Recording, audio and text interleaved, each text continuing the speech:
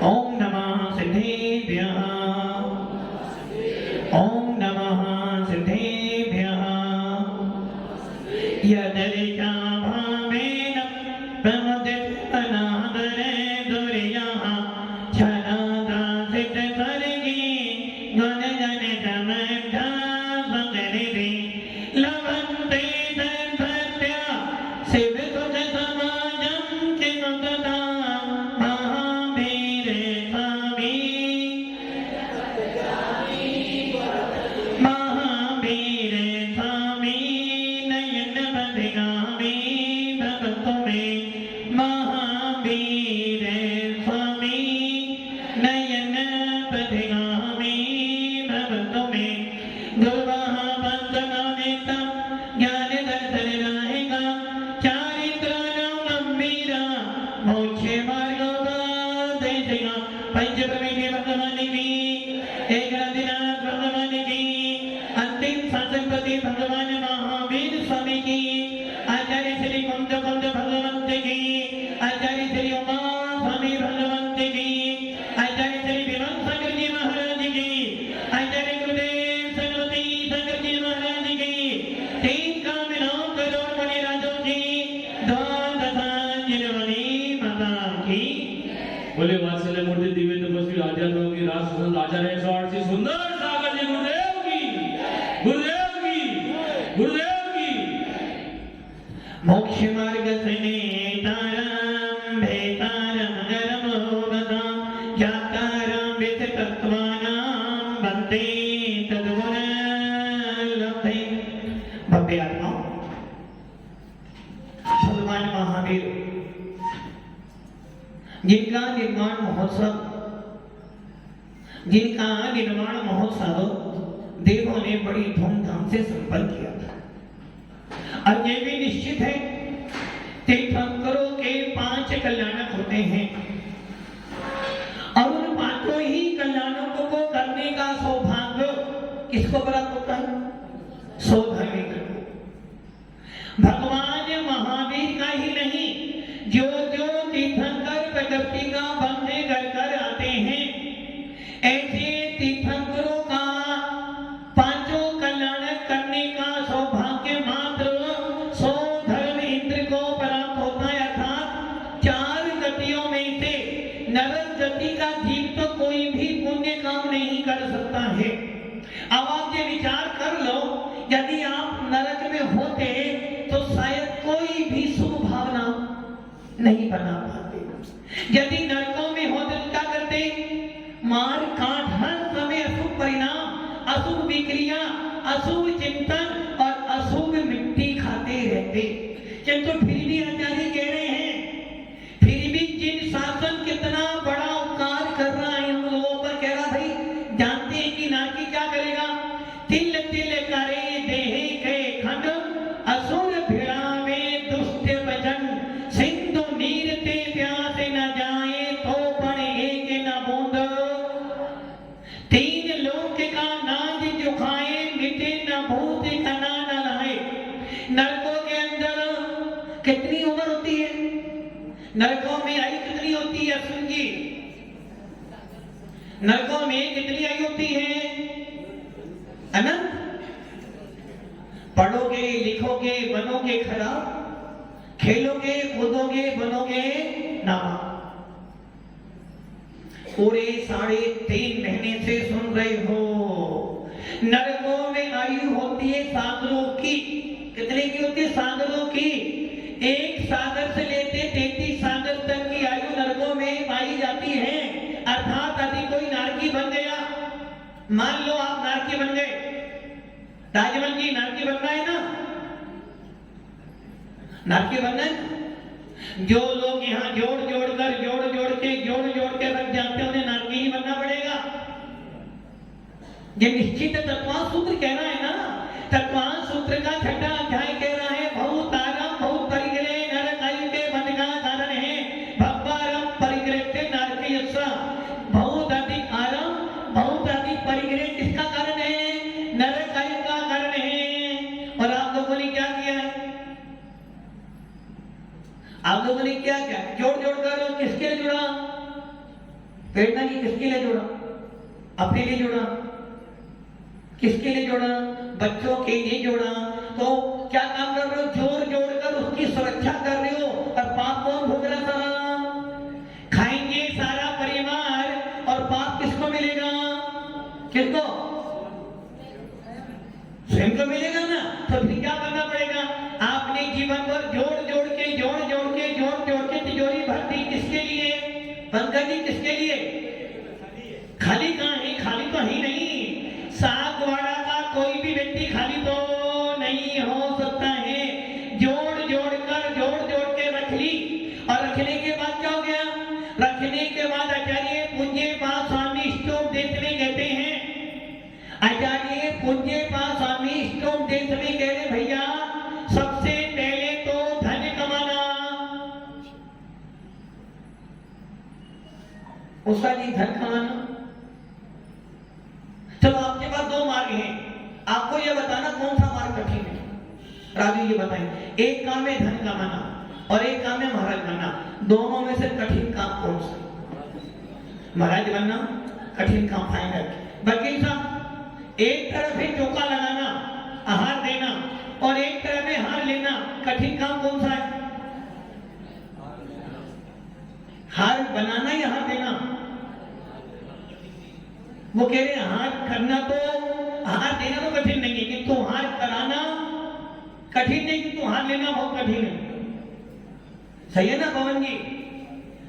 आपके पास दो ही तो मार्ग हैं, या तो आप संसार के मार्ग में फंस जाओ या आप साधना के मार्ग में आ जाओ। दोनों में से अच्छा मार्ग कौन सा है? कौन सा मार्ग? साधनों को जोड़ने वाला मार्ग है। एक मार्ग कौन सा है? साधनों को जोड़ो और नरक में जाओ। एक मार्ग है साधनों को छोड़ो, साधना करो और मोक्ष में जाओ। बोलो कौन सा मार्ग अच्छा? साधना करो मोक्ष। साधना करो मोक्ष। दृष्टि में देखो, सोच लो क्या कह रहे हो? साधन जोड़ो और साधना करो। जानते हो कि साधना का मार्ग बहुत बढ़िया है, मुनिराज बनने का मार्ग सबसे बढ़िया है। आहार देने में जितना आनंद आता है, कितना आनंद आता है देने में। यदि आपके 7 दिन का 10 दिन का भी उपवास हो और आपके सामने मुनिराज हो, तो पहले क्या करोगे? भैया पहले महाराज को एक गिलास दे लो, उसके बाद ही पावना करूंगा। यदि आपका 1 दिन का भी उपवास हो, गला सूख भी रहा हो, और आपको मालूम पड़ा कि महाराज आ रहे हैं, तो क्या करोगे? पहले महाराज को हाथ दे दो, उसके बाद में अपना पावना करूंगा। कितनी ही सर्दी पड़ रही हो, बरसात गिर रही हो, और आपको लगा हो कि महाराज विधि लेकर निकल गए हैं, आप अपने तन की भी शुद्ध नहीं रखते, भले कुछ भी हो जाए, पहले तो महाराज का प्रणाम करूंगा, उसके बाद में कोई काम हो।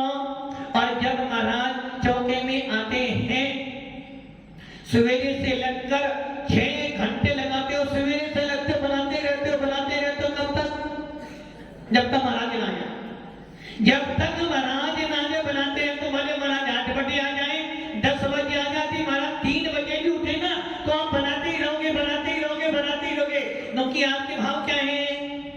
आपके भाव है किसी तरह भी मुनिराज के हाथ में मेरे द्वारा गिलास चला जाएगा, और उनका निर्विघ्न हार हो गया, तो कम से कम मुझे जो पुण्य मिलेगा, जो आनंद आएगा, वो आनंद 3 लोक में कहीं भी नहीं आ सकता। आचार्य कौन स्वामी रेन सार में मूलाचार्य में कह रहे हैं कि मुनिनाथ को साधना के मार्ग पर निकल के वो साधना करते हैं, किंतु ये श्रावक उन मुनियों को आहार दान देकर उनके मोक्ष जाने के लिए सबसे बड़ा उपकार करता है। जो मुनियों को एक गिलास हार देता है, भावों से समझना, उसने मुनियों को मोक्ष दिया है।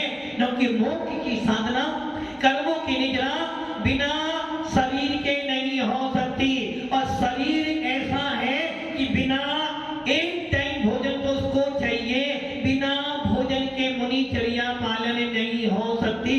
और वो श्रावक दिन रात कमाता है, पाप कर करके भी कमाता है। तो भावना क्या भावना है? एक बार मुनिराज मेरे घर में आ जाए और मैं नब्दा भक्ति पूर्वक उनको बस एक बार हार करा दूं, तो मेरे साल भर का पाप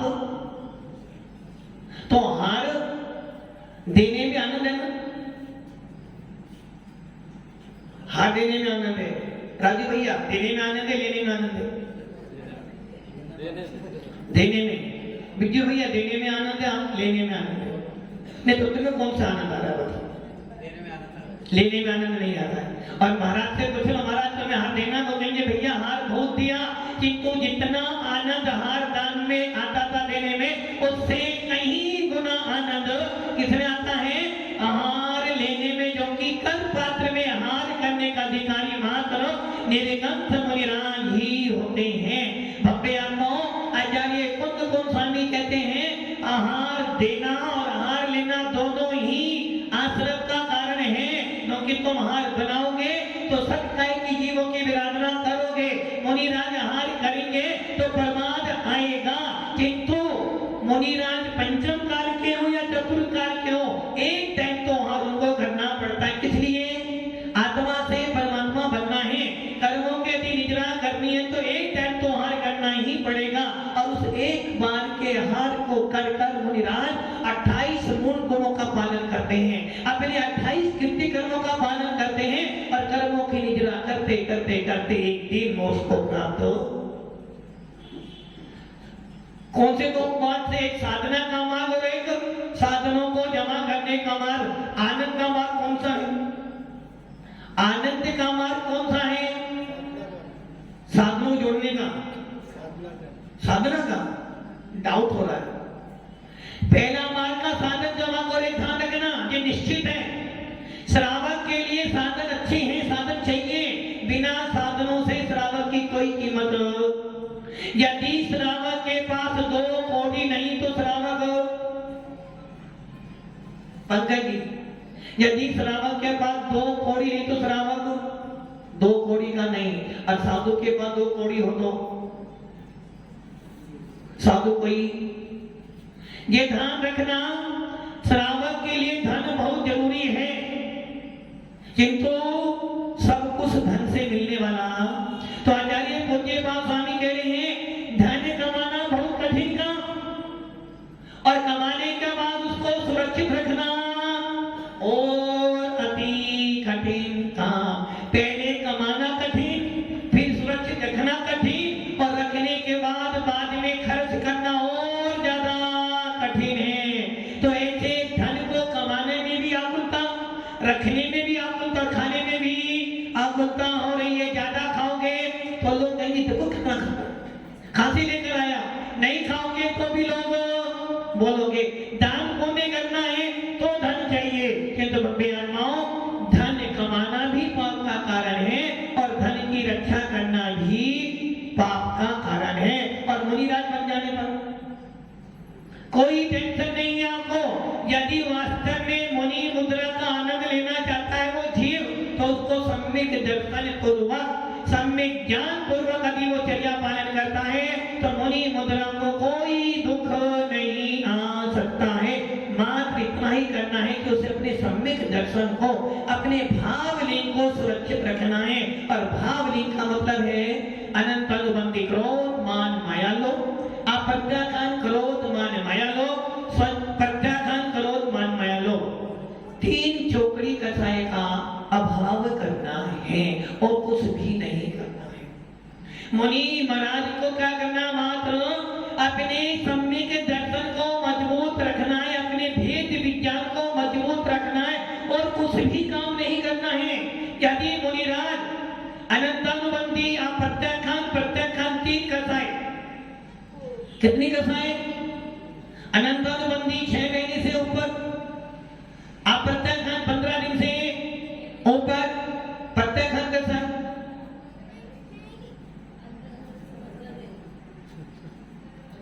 मतलब कि यदि कोई तुमसे पूछे असमनी भैया आपने चतुर्मास करवाया था, चतुर्मा में कौन सी चली थी? अरे क्लास तत्वास सूत्र भी चली थी, सिद्धांत शास्त्र भी चला था, कर्म सिद्धांत भी चला था। अच्छा तुमने क्या पढ़ा था? मैंने सब पढ़ा, पढ़ा तो सब, किंतु एक दिन भी भव्य आत्माओं प्रत्याखान कसाय का मतलब है अंतर्मूर्त से ऊपर और 15 दिन के अंदर अंदर ये 3 चौकड़ी कसाय क्या करती है? जीव के सम्यक दर्शन का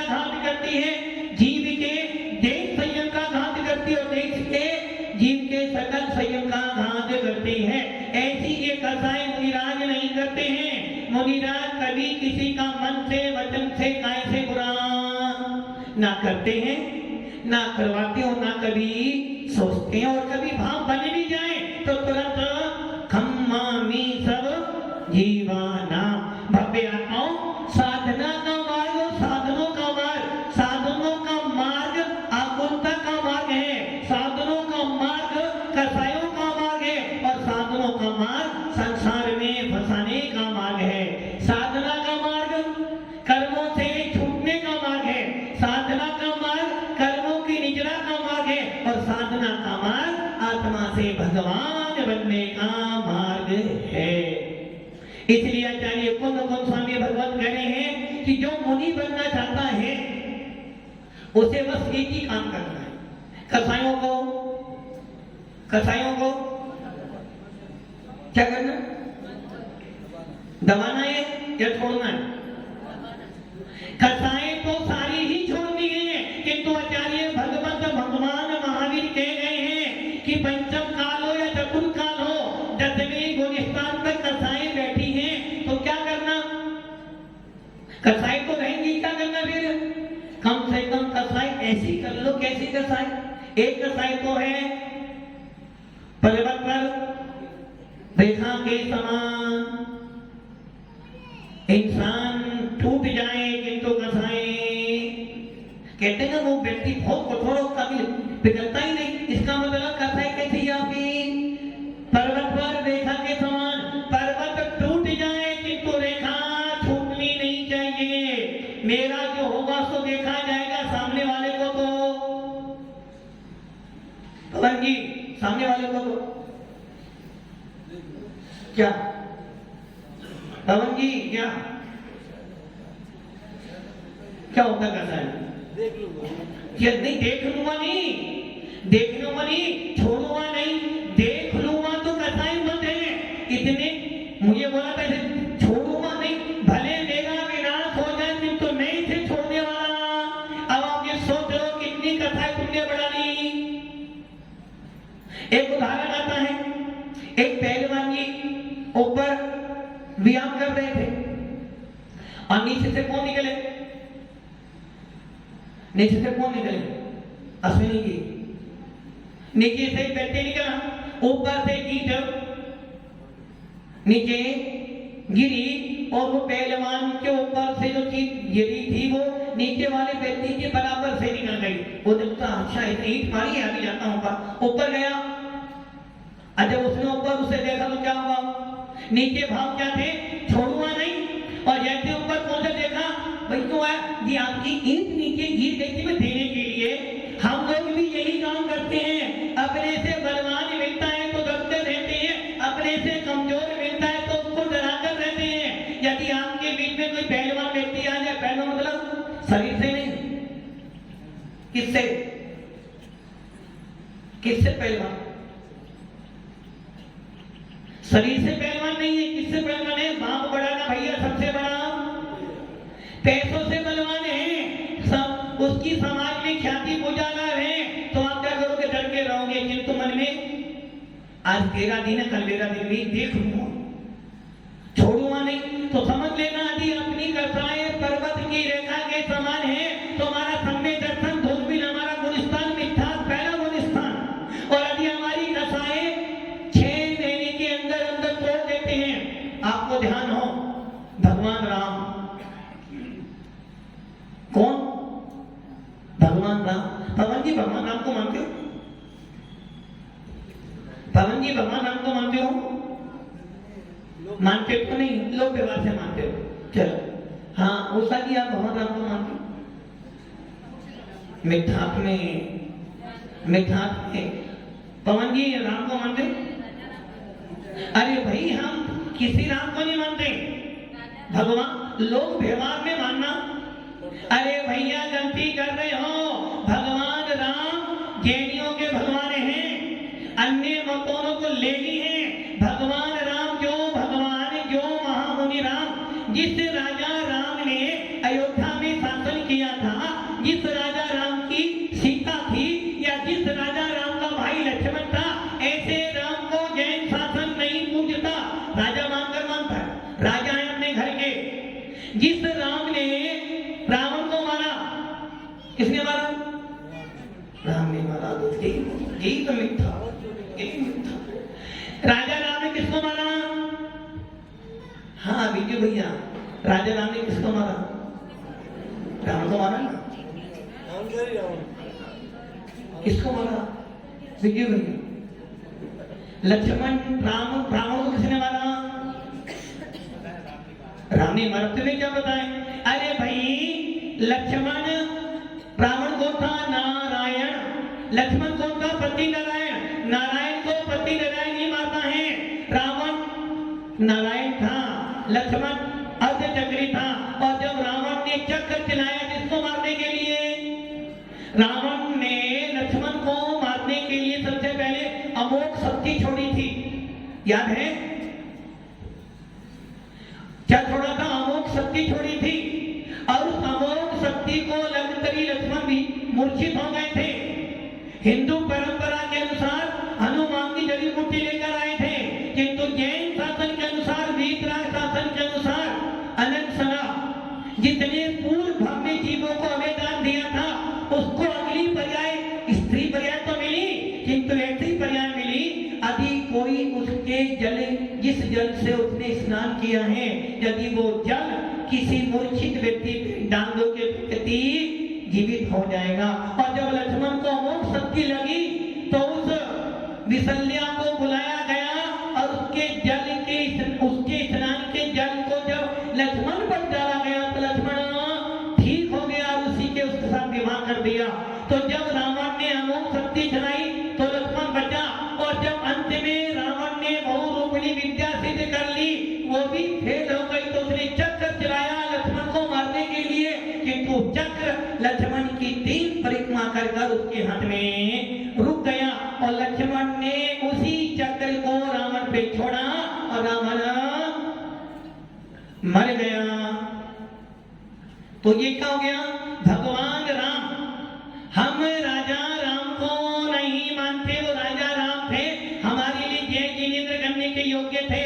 किंतु जिस राजा राम ने सीता का त्याग किया, जिस राजा राम ने अयोध्या का त्याग किया, जिस राजा राम ने कसाईयों का त्याग किया, जिस राजा राम ने सारा परिग्रह छोड़कर निर्गंध भेद धारण किया, जिस राजा राम ने 24 प्रकार का परिग्रह त्याग कर छठा सातवां गुण स्थान प्राप्त किया और मांगी दूंगी से मुंह से गए, ऐसे सर्वज्ञ राम को प्रत्येक जैन अनुयायी भगवान मानकर पूजता है। उस राजा राम ने भी क्या किया था?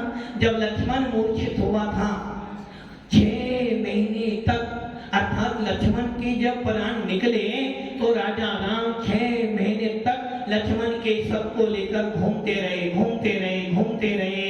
और जैसे ही 6 महीने पूरे होने वाले थे उनकी कथाएं टूटी, लक्ष्मण का संस्कार किया मुनि बने और मोक्ष में। ऐसा क्यों? क्योंकि अनंतानुबंधी कथाएं यदि 6 महीने से ऊपर जाती है तो सम्य दर्शन का घात करती है। और राजा राम 26 सम्य दृष्टि थे। राजा राम जानते थे 6 महीने के अंदर अपनी कथाएं तोड़ देनी, और कथाएं तोड़ी, मुनि बने, मोक्ष गए और जैन समाज के लिए भगवान सर्वज्ञ बनकर आज सिद्धान्य में विराजमान है। भव्य आत्माओं, सम्यक दर्शन बहुत बड़ी चीज है।